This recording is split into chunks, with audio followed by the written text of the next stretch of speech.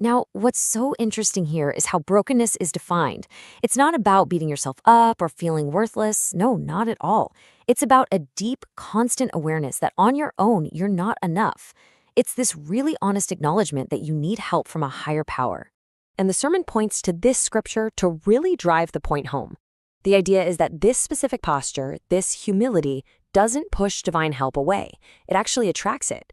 It's like this state of acknowledging you need help is something that a higher power just can't ignore. There's a parable in the sermon that just perfectly illustrates this. You've got two people praying. The proud guy basically says, "Hey God, I'm doing pretty good on my own, but, a little extra help would be nice." But the humble person, they come from a place of total dependence, just admitting their own insufficiency right from the start. So if you get one thing from this first key, get this. The sermon presents this posture of genuine, humble brokenness as being completely irresistible to a higher power. It's framed as pretty much the most effective state you can be in to attract divine intervention and help into your life. All right, so that's the internal posture. Now let's get into the second key, which builds directly on that foundation of humility and turns it into a real, tangible action. In this teaching, prayer is framed as something really active. It's not just a quiet ritual or a wish list. It's described as a call and response system, like an urgent cry for help that's specifically designed for when you're in distress, and it fully expects a response. An example used is the story of blind Bartimaeus. He didn't come up with some complex, eloquent prayer. He just cried out for mercy. And according to the source, that raw call for mercy is so incredibly powerful that it can actually bypass other spiritual requirements, like having perfect faith. And this is where it all comes full circle back to that first key. This statement directly links the absence of prayer to a posture of pride.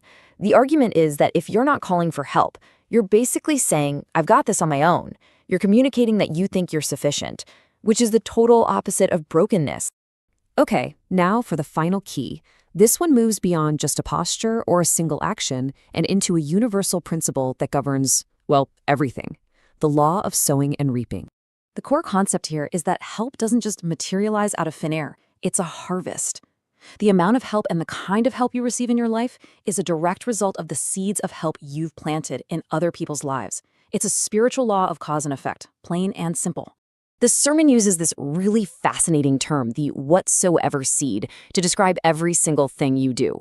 Think about that. Every action, every word, every attitude, good or bad, is a seed that you are planting. And every seed is absolutely guaranteed to produce a future harvest. And look at this, it just shows how wide-ranging this principle is. You can sow seeds of mercy and integrity for sure, but you can also sow seeds of laziness, wickedness, or just cutting corners. Every single choice, big or small, is planting something that will eventually grow into something. That's how powerful this principle is, even across generations. Years after his best friend Jonathan had died, King David was actively searching for one of Jonathan's kids or grandkids to bless. Why? Not because kindness that Jonathan himself had sown long, long ago. How do these three keys, humility, prayer, and sowing, how do they actually work together? Let's zoom out and take a look at the big picture. See, they're not just separate steps. It's more like a reinforcing cycle. A genuine posture of humility naturally makes you want to call for help. And a person who truly understands their own need for mercy and help is way more likely to live a life sowing those same seeds for other people. It's a complete, holistic system for living. And here's the ultimate takeaway. This whole thing isn't just about you. The sermon argues that the total harvest of your actions, all those whatsoever seeds you've planted, that becomes your legacy. And it will either be a key that unlocks doors and opportunities for the people who come after you, or it'll be a padlock that slams those doors shut. And that leaves us with this final, really provocative thought. If not just for you, but for the generations to come. Are you sowing keys or are you sowing padlocks? Tackling a really big idea, something that can feel a little out there, manifesting the kingdom. But what we're going to do is boil it all down into a super practical. We've got to figure out what we're even talking about. What is the kingdom? Then we'll look at the two sides of that coin. From there, we'll get into the training manual, the how-to. We'll look at what the ideal person for this whole thing looks like. And finally, we'll see where it all leads. So let's start at the very beginning, with the foundation. All right, section 1. First things first, right? We need a solid foundation. Before we can manifest anything, we need to ask, what in the world is the kingdom? The source material we're looking at says it's way more than just a religious idea. And this definition, this is really key. It completely reframes how you think about kingdom. It's not a place you go to, like a destination. It's a domain. Think of it like a king's territory, a place where his influence, his values, his entire culture, and his will are completely in charge. So yeah, it's a governmental concept, not just a spiritual one. Big difference. So, to put it super simply, the kingdom is basically the governing influence of heaven actively working right here, right now, in a person's life or in a specific territory. It's not this thing we're just waiting around for. It's a force we're meant to be a part of. It's about transformation, whether that's in one person, a family, or an entire community. Okay, that brings us to a really fascinating idea. It's this core duality. When we hear the phrase, "Thy kingdom come," it's not just one thing. It's actually pointing to two separate but totally connected ideas, a person and a program. Okay, check this out. It's like two sides of the same coin. On one side, you've got the kingdom as a person. This is an internal reality. When someone becomes a believer, the source says the kingdom has come. See that? Past tense, it's already happened inside. But then on the other side, you've got the kingdom as a program. The kingdom come. So it's both a reality we have now and a goal we're still reaching for. And this is why that distinction is so important. This quote really nails it.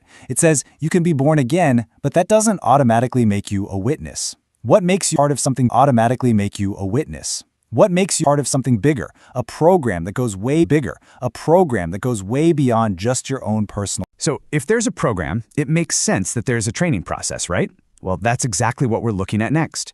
The source lays out this really clear blueprint, these 5 levels of discipleship to become an effective. It's just like building a house, right? That's your spiritual and moral character. Then you frame, right? That's your spiritual and moral character. Then you frame the house. That's building your skills, your capacity. And finally, you turn on the power and the water. That's empowerment and finding your ultimate purpose. You can't just pour a slab of concrete and say, "Hey, look at my house." It doesn't work that way.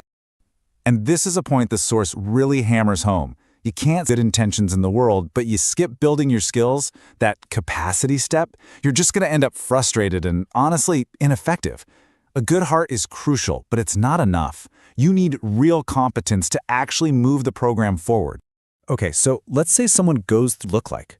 What are the This is where the source gives us this incredible metaphor, the 4 faces of faith. So this is the question we really have a truly effective person look like in this context. And the answer isn't about being really good at just one thing. Nope. It's about finding a balance between 4 essential characteristics. Okay, this table breaks it down perfectly. Let's just walk through it, because this is brilliant. You've got the lion. That's your authority, your dominion. But if that's all you have, you just become arrogant, right? So it has to be balanced. But if you lean on that too much, it just becomes an excuse for failure, what the source calls carnality. So you have to balance that with the eagle, your spiritual insight, your connection to the big picture. Do you see how they all hold each other in check? It's a beautiful system. And this quote from the source just brings it all home. Show me a believer who captures this face. I show you a man who can advance the kingdom. I mean, wow. It's saying the person who's truly effective is the one who holds all 4 of these in balance. That leader who serves, that servant who knows how to lead. That is the person who's ready to make a real impact.